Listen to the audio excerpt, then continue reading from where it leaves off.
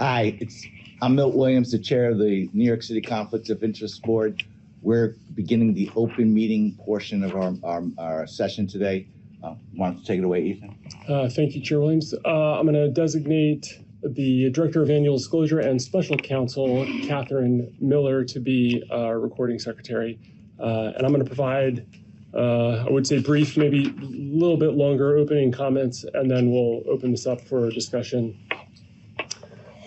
The board has received a petition for rulemaking from Citizens Union, reInvent Albany, and the New York Public Interest Research Group. Petitioners ask the board to promulgate a definition of the term political activity for purposes of Board Rule Section 113B that would permit the board to enforce Charter Section 1136.12C, a section of the charter that is outside of Chapter 68 that prohibits the use of city resources to advocate for or against changes to the law in a ballot initiative. The board is responsible for Chapter 68, a law that at its core is about whether a public servant has a private interest that conflicts with their city duties. The board has applied Board Rule Section 113B to the use of city resources for campaigns for candidates seeking elected office, as there is a cognizable private interest in that context.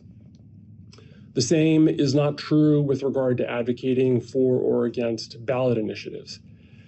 Advocating for or against ballot initiatives has no more of a private interest than doing so for ordinary legislation, agency rulemaking, or other matters of city policy. Even when such matters involve controversy or politicization, there simply is no conflict of interest. The central question here is whether the fact that a matter of city policy is on a ballot for the electorate to decide somehow causes the advocacy of a public servant for or against that policy question to become a conflict of interest. It is not merely a question of the use of city resources. The answer to this question has to be consistent across the entire conflicts of interest law. Petitioners argue in their March 24 comment that the fact of the ballot initiative transmutes advocating for or against a proposed change to the city charter from one within a public servant's official duties into one that lies beyond those duties and puts those public servants into the same position as any voter. However, there are many circumstances where a public servant does not have the authority to decide a matter, but nevertheless appropriately performs work on that matter as part of their city duties. A borough president who advocates for city council legislation has no authority to decide that legislation. This lack of authority does not cause the borough president's advocacy to become a private interest, thus resulting in a prohibition on the borough president's use of city resources for that advocacy. Similarly, the fact that a city official lacks the authority to decide a matter on a ballot initiative does not transmute that ballot initiative into a private interest. It only means that the city official lacks that specific authority. The rest of the authorities of that city official remain. The fact that a proposed change to the city charter is on a ballot does not make the matter political and thus prohibited under the board's application of Board Rule Section 113B. What is electoral and what is political is not the same thing. For that matter, what is political and what is politicized is not the same thing. While there may be very good reason for someone to enforce Charter Section 1136.12C, the board is the wrong entity. The City Council has twice considered the enforcement of Charter Section 1136.12C. First, the legislative history makes clear that when the City Council enacted Section 1136.12C in 1998, the City Council concluded that these prohibitions would be prosecuted as criminal misdemeanors by local district attorneys. Second, in 2004, in the context of amending this section, the City Council again considered enforcement and gave administrative enforcement authority to the city's campaign finance board, but only with regard to the neighboring provision, Section 1136.12B, Subsection B prohibits the use of city resources for electioneering for a candidate for elected office. The City Council again left the enforcement of the remainder of Section 1136.1 in its entirety, including subsection C, solely to the local district attorneys.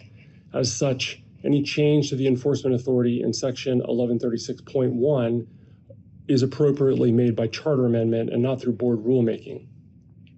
Accordingly, staff recommends the board deny this petition, as Section 1136.12C is outside the jurisdiction of the board, both as a matter of substance and as a matter of law. I open it up for the board to discuss and consider this. Just a question on the history of the this provision C, the C provision was enacted in '98, and was the B provision, which I guess is the one about the blackout period for the mailings. Was that enacted at that time too? Was that later? So the B provision is not the blackout, though the blackout is part another section of 1136.1, I think. Am I right about that? Right. B is just about the use of resources for electioneering messaging. The blackout is a related but different section. Am I wrong about that? No, I think that is the blackout. Oh, it's part of the blackout. Okay. Okay. So those were created at the same time in 1998. Yes. And whenever they put in that enforcement provision to CFB, they didn't include it. It didn't include to cover C for some reason. That's right. They clearly, in the first instance in '98, decided to have it not to assign an administrative agency to be able to enforce it, and clearly chose to have it be enforceable as a criminal misdemeanor by a district attorney. In 2004, when looking at this again, they decided to assign an administrative agency enforcement authority with regard to B, subsection B, but left the rest of it exactly as it was in terms of enforcement, meaning still subject to misdemeanor prosecution by a local district attorney. If I may, the B applies to candidates for public office who have the ability to use public funds, and so the one thought for that is that is who CFB regulates, is candidates, and so B does specifically apply to candidates, and then the other point that I make is the 2004 amendments. Yes. I think, sorry to interrupt you. No. I assume you're about to contrast that with C, but isn't C also about people running for office? C is for public servants. For sure? All public servants? C is all public servants, but it's electioneering with regard to ballot initiatives. Yeah, I thought I read it to be confined to people running for office, public servants or not. That's right. But C is public service. C include people who are not running for office, who are public servants. Us. Yep. Okay. The last point that I'd make is that 2004 was, this amendment was part of a broader omnibus reworking of the public financing system, campaign finance system within the city. So this was one piece of a much larger set of amendments. So just so I'm clear, it's not that we are saying that conflicts may not arise, they may, but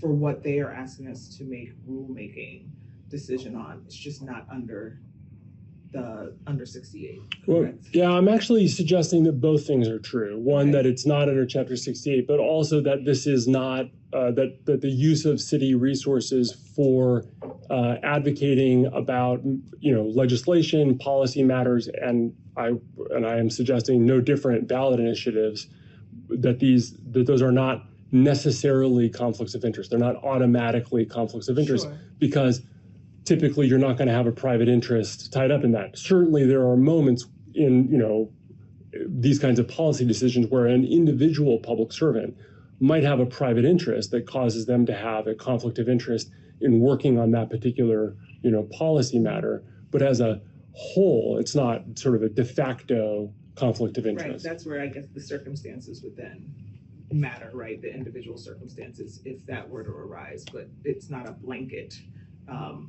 it's not blanketly, I don't know if I should say that on camera, but it's not a blanket problem and or violation, or conflict of interest.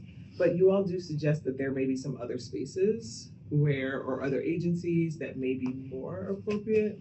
Have you all given some thought to that? Only because I do at least acknowledge that it feels like what some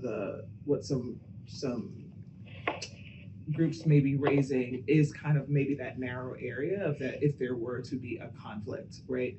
So is there any breath that we should give to that, or just to think about other agencies or processes that may apply if that were to happen? Yeah, no, it's also, so two things. One, if there actually is a conflict of interest, the board doesn't need Charter Section 1136.12C to do anything about that. We have the authority to take care of those conflicts of interest under the law that we have. The second thing is, it is, right, I mean, certainly the expenditure of these resources on this activity, particularly the amount of resources, I think staff largely finds distasteful, but it's not clear to us that there is in fact any administrative agency who is assigned this task. That this appears to have been under the choices of the city council when enacting this charter section. The choice seems to have been that not to assign a city administrative agency any enforcement authority over this section, but in fact to leave it to the district attorneys to prosecute as a criminal misdemeanor. That's not just in the text of the charter section, but in the legislative history as a choice that seems to have been made. Got it. Thank you. Why are they, I'm sorry, go ahead. Go ahead. No, go ahead. No. Just maybe I'm missing, why are they coming to us with this? Oh, I mean, I think it's there have not been criminal prosecutions, and so this section seems to have been unenforced, and it does appear that there are a number of city agencies that have openly, notoriously spent a lot of city resources doing the exact conduct that this provision appears to prohibit. So it's, if you believe strongly in the purpose of this provision, it's frustrating because no one's enforcing it, and they're looking for someone to enforce it, which is very understandable. I just don't, unfortunately, I don't think that it's the conflicts of interest board for many reasons, and it's not clear to me that there is, in fact, any administrative agency that has the authority to enforce this in that way. Okay, thanks. If you anticipate some of my questions and maybe concerns, but if there were none of this history with 111C, and if there were no 111C and no history, and this question came to us, it arguably might be a closer call for me. But here with all this history, and it could have been given to somebody else, the prosecutors, that the absence of an administrative agency was clearly, if it wasn't contemplated, somebody was asleep, because it appears that it must have been contemplated. It's not our place to step in. I just suggest in the future that, and we may have done this already, but we do this in a range of matters. If we get asked a question about this, we say, hey, whether we do it formally or staff does it informally, we included in the end of the letter, we included in any attorney of the day kind of conversations that we say, hey, you're okay on 68 as it goes right now, but look out. If you do this, you're in violation of criminal law, and give people a real clear heads up about that, and that may or may not have some kind of effect that these petitioners, who are obviously acting in good faith, and they're people whose judgment we respect, want to have happen. They don't particularly want people to go to jail or have big misdemeanor fines. They just want this to stop, and maybe being told somewhat clearly that this is a violation of the law. It's what do they call these? Whatever misdemeanors. They're not categorized, but it's subject to a fine of some amount. It might have that preventive effect. Yes, we are doing that every opportunity we get, but we'll continue to do so. And if Yeah. we got one of these in writing, we'd do the same thing. Yep. At the end of a letter. Yep. Any other questions from anyone? A motion from someone Motion would be to deny the to deny, petition, yeah. or Okay. Or any comments about the letter? or any comments I about the have, letter? maybe a couple of nits about the letter. The slightest one, but on the second paragraph on page 1 at the end, it just don't like cannot there, because it seems like what we're really saying is may not, because somebody plainly could do that, but that would be, if they did it, it would be wrong. So I think that's a may not. And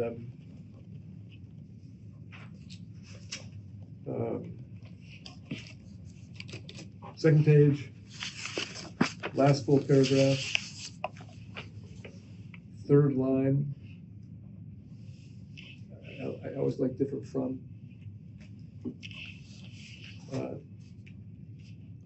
Rather than different than. Yeah, and some of these, now this is just getting to be a matter of judgment about how some of these sentences strike me as a little superfluous, but no, that's enough. Okay. I might simply say, I might say, as I mean, this is one we deny respectfully, because these are people who are really on our side on these issues. There isn't anything about the legislative history in this letter. Should I add a paragraph to that effect? To demonstrate why it's not under our purview. That's Another reason, another yeah, yeah. reason. Even if it's just in this third paragraph, where it says, it goes right into like the board's charter mandate does not extend. Even, I don't know, something like, something that states that, the board acknowledges, I don't know if you want to call it gap or this unassigned, Yep.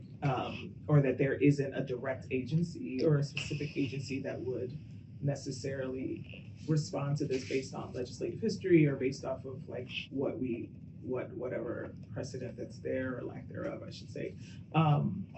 Then I think it just kind of bridges as of right now, the charter doesn't mandate us to be that space.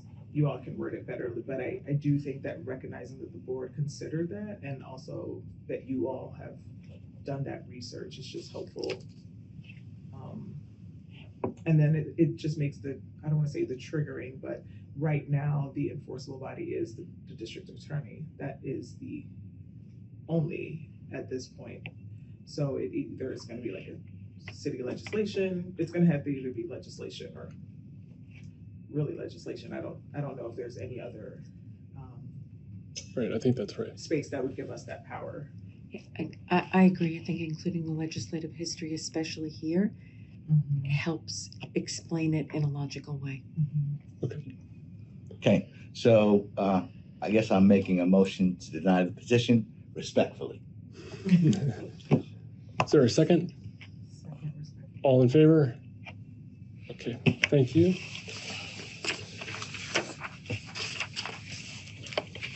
All right, so let's move on to our second open meeting matter.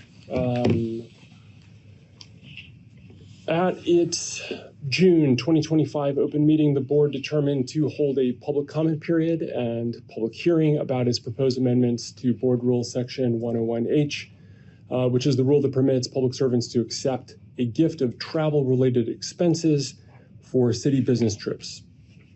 Along with minor technical corrections, the proposed amendments also expanded the scope of public reporting of gifts of travel-related expenses accepted by public servants in Board Rule Section 114.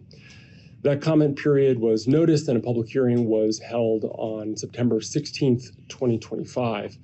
Staff returns to the board seeking the board's approval to extend the comment period and hold another public hearing.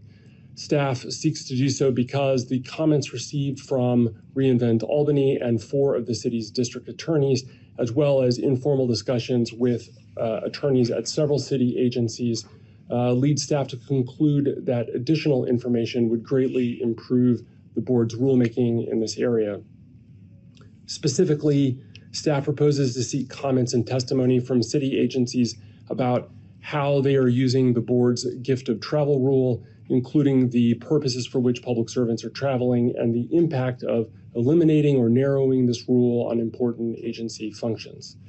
Staff also proposes to seek comments from the public, including good government advocacy organizations, about what steps may be taken to improve the rule, including how the rule might be narrowed to reduce any concern that persons or firms providing gifts of travel-related expenses under the rule are inappropriately influencing public servants through these gifts.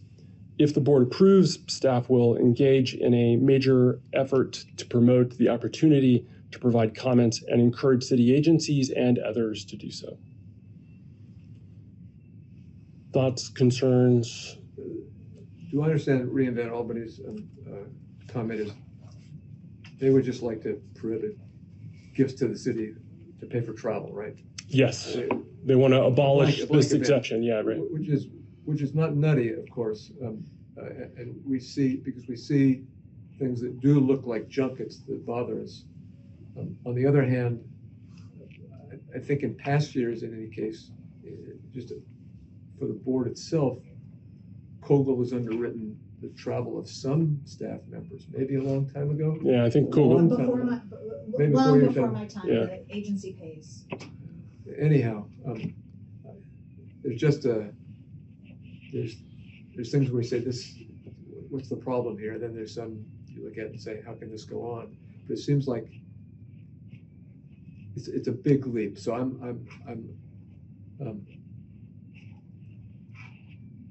frankly would be a little interested in what kind of comment came out of in any public hearing on that question, and more about what went on in other jurisdictions that has stricter rules. The state may have stricter rules, and some other states may have stricter rules, but I don't think that's a thing to open this up about. And the second one is I get the 4 district attorneys, and I note one is absent, but the 4, they're concerned that people may be deterred from going to do these trainings. That is what they say. They're concerned that ADAs whose travel is paid for to go conduct continuing legal education training and distant from the city would be reluctant to do so if they would be identified as having accepted a gift of travel in a public report. Well, they must feel strongly about it because somebody spent a lot of time on this letter, but it surprises me. I mean, I don't know what to say. Right. I'm amazed I don't know what to say. And what would a hearing get us? Well, the hope is because this rule, I think appropriately has the decider on whether a gift is appropriate is the agency head. What would somebody say at a hearing that would want us to change this in a way that addresses the concern that they raised? The more people said, I'm worried about this. Well, I think 2 things. One, if city agencies are describing the kinds of travel that they're doing as travel that seems not essential and easily foregone, thank you, that might suggest a narrowing of the rule would not be impactful in a negative way on the operations of city agencies. And then whether there is a actual justification for this exception to what is a prohibition on accepting gifts might counsel a narrower exception or something like that. I think the good government groups and perhaps other people in the public might be able to articulate with a little bit more specificity exactly why and how they think these gifts might be influential, particularly when the rule requires the gifts to be an unpleasant class of travel. There's government class travel not unpleasant, but not luxurious, right? Government class travel, government class hotels, No all that, frills. right? No frills. So this, if people could help understand why, under those circumstances, which are the circumstances of the current rule, that they're still concerned about some sort of inappropriate influence, and what might be done to alleviate that concern, that might be helpful. But candidly, the thing that I think is that we don't know that would be the most useful is some more comprehensive survey of what it is that city agencies are actually using this rule for. And as you put it, whether that could be foregone because the trips are not necessary and the impact on the city agencies would be small.